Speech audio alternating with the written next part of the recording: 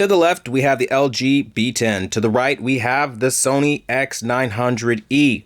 The Sony X900E beats the LG OLED B10, so if you wanted the short answer, there you go. If you wanted to dive a little bit more into why, let's start digging into why that is, and using the Spears and Munsell evaluation disc, we're going to be able to kind of assess some aspects of image quality that goes overlooked by reviewers doing reviews out there.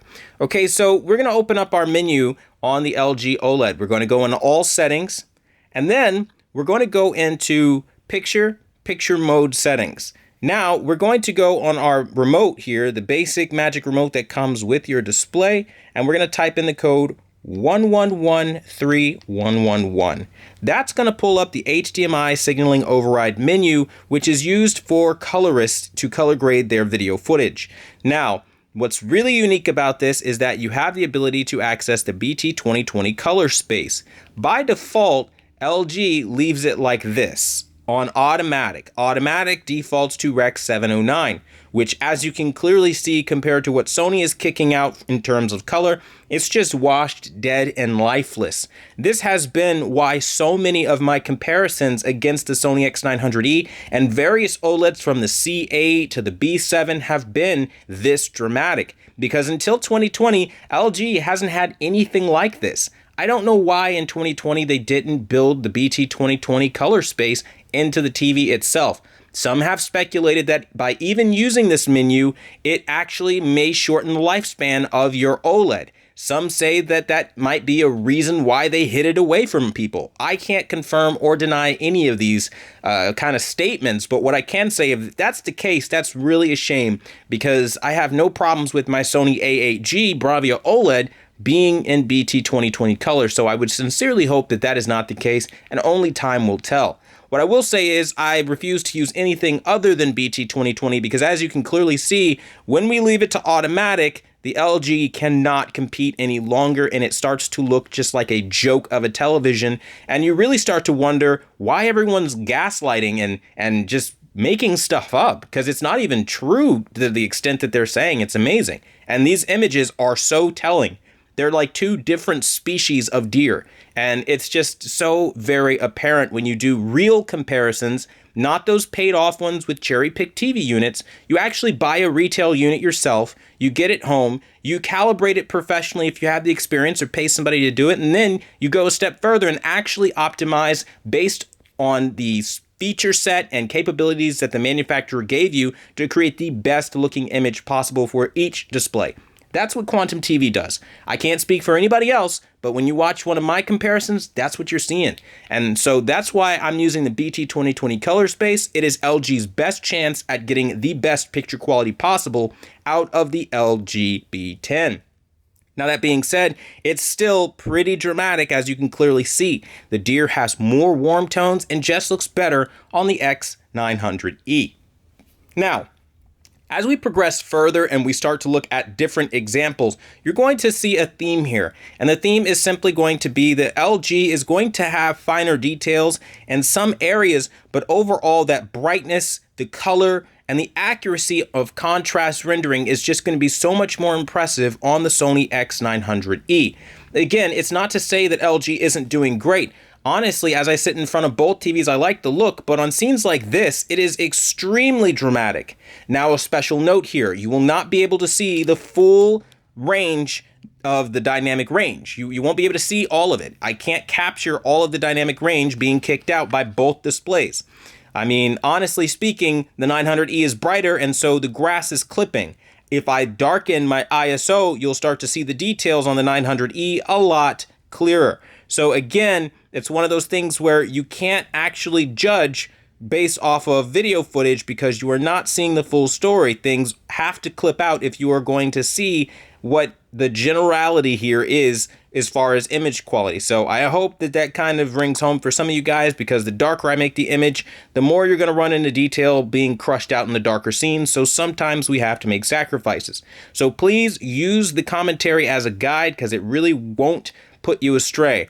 The best example of what I just said is this scene right here. It looks like there's a lot of crushing happening on both displays, but if I go into my ISO, which is just my camera's sensitivity to light, and I open it up and raise that number higher, you can start to see a lot more detail in both displays. But as a result, now colors appear more washed out and you are missing out on a lot of that darker detail. You can't see the sun in the sky or anything like that. So you have to lower the ISO to a lower number so that you are able to see and make out a little bit more in the way of details. And it's a balancing act like you wouldn't believe, and it's definitely a pain in the ass. So again, you really do have to use the commentary because you're not seeing the full dynamic range here. Now that being said, this is the Sdr Demo on the Spears and Munsell UHD benchmarking disc. It is not the HDR version, and it's struggling with SDR, so imagine what HDR would be like. That being said, we're going to go into multiple scenes and just kind of, again, just discuss what we're seeing here. So one of the things I like to use is, again, this leaf or feather right here. This feather is very telling. You can see the lack of color showing up on the LG OLED B10 on BT 2020 color.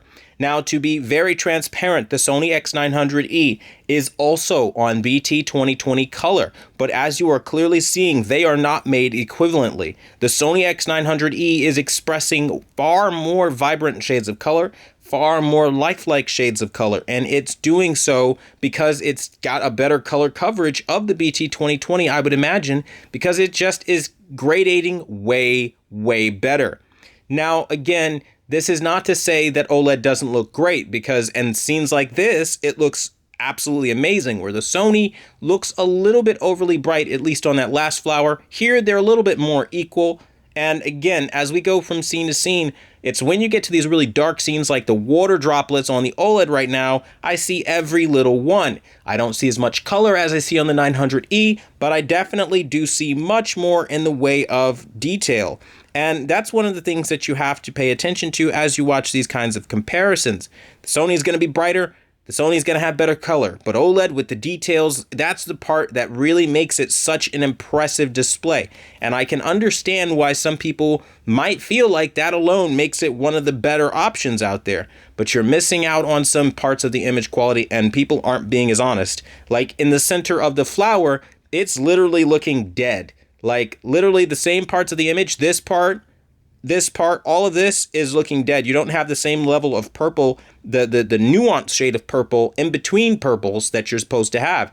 And again, it's more of like a pinkish purple. And again, it's just kind of turning into a darker color. And this is what happens time after time again on LG OLED with literally every comparison I have ever done, including the ones back in 2016, 2017 against the LG OLED B7, and I remember a lot of people really did not like me comparing the 900E to that, saying that I was just justifying my purchase. Well, now here we are 4 years later, and it's still more of the same. Look at this domination. You see the level of luminosity and the contrast, clarity, really, coming off of the 900E that the B10 just doesn't have. Again, the B10 is in BT 2020 color space.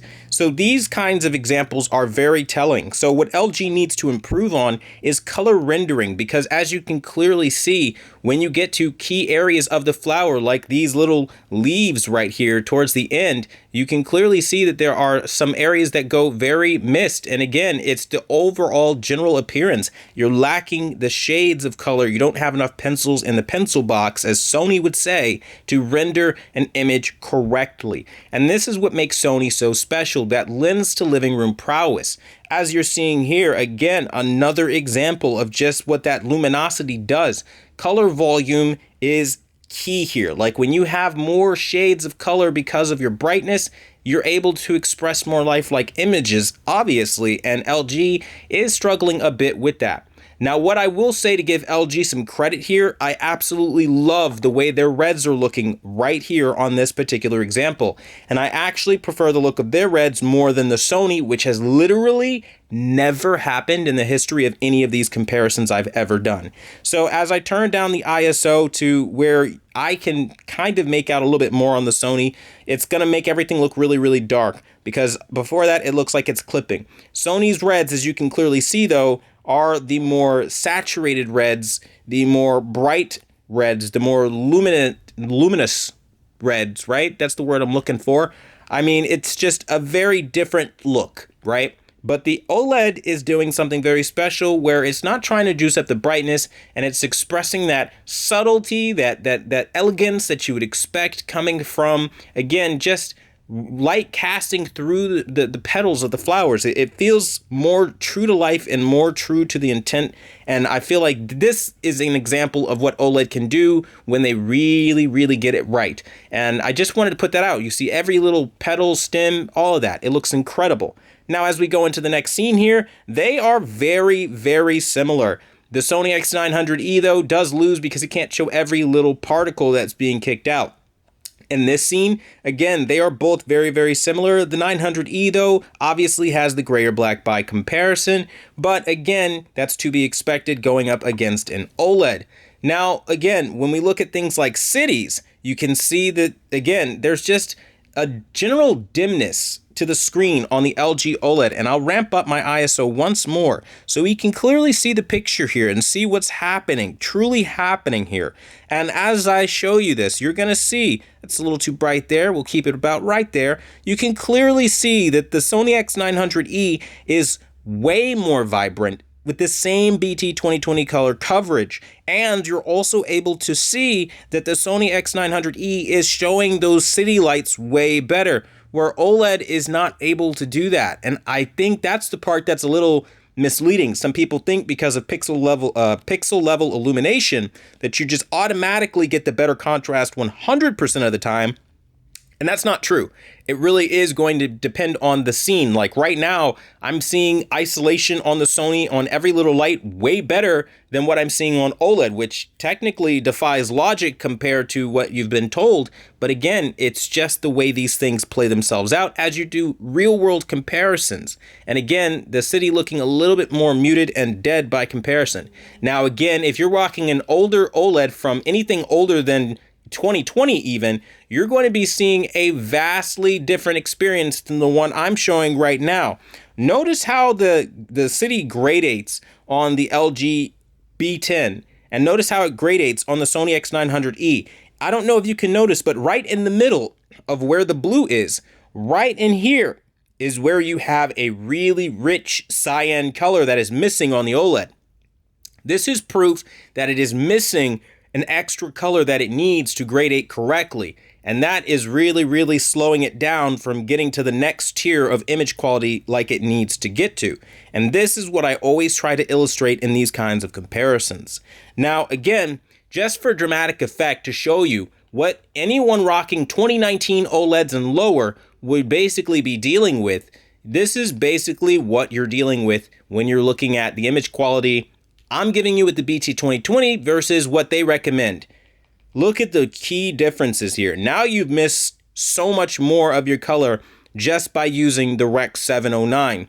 There are so many people jumping up and down saying that there is no benefit to using BT 2020 on a 10-bit display, and they couldn't be more wrong if they tried, because as you clearly see, the city to the left looks absolutely dead. It looks like something out of a black and white movie almost. That's how void of color it truly is. Now, when we go here and we put in our secret menu again, we're going to show you guys in real time that when we go to the BT 2020 color space, the city livens up. And as you can clearly see, now it has a little bit more life to the image, where before it was lacking much in the way of those finer details. And again, I think the general story here is if you're somebody that likes fine, tight detail, you like to see every little light source, you're going to love OLED. I mean, you're really going to love it in the darker scenes like that Ferris wheel scene back there. But if you're somebody that likes to see the perfect luminosity, the perfect shades of color, then this is where I start becoming a stickler, and some people even call it nitpicky, because I want OLEDs to improve past this point to where they're just lagging behind, really. They lack those in-between shades, and they stick to cooler shades. And this is where now we start to see the full picture of OLED versus Sony's triluminous colors even start really coming into full picture with why I harp on LG OLED so much. Scene for scene, tit for tat, it really just looks like a more dead display when you don't use the BT 2020 color space. I'm going to show you this alligator. This alligator I showed on the LG OLED C10. Now, I didn't know about the secret menu, and how could I possibly back then? Because again, LG does not give this out. It's not like some public information included in your user manual. So there's no way anyone would really know without, again, finding it some backwater way. And I think that's a shame, because look at what your image will look like otherwise. They look like two different species of alligator. This is the LG OLED experience that you're hearing about on RTings, HDTV Test, Digital Trends, The Villa Man, Stop the FOMO, name an AV YouTuber. They're all using out-of-the-box TVs or poorly calibrated TVs using the Rec 709.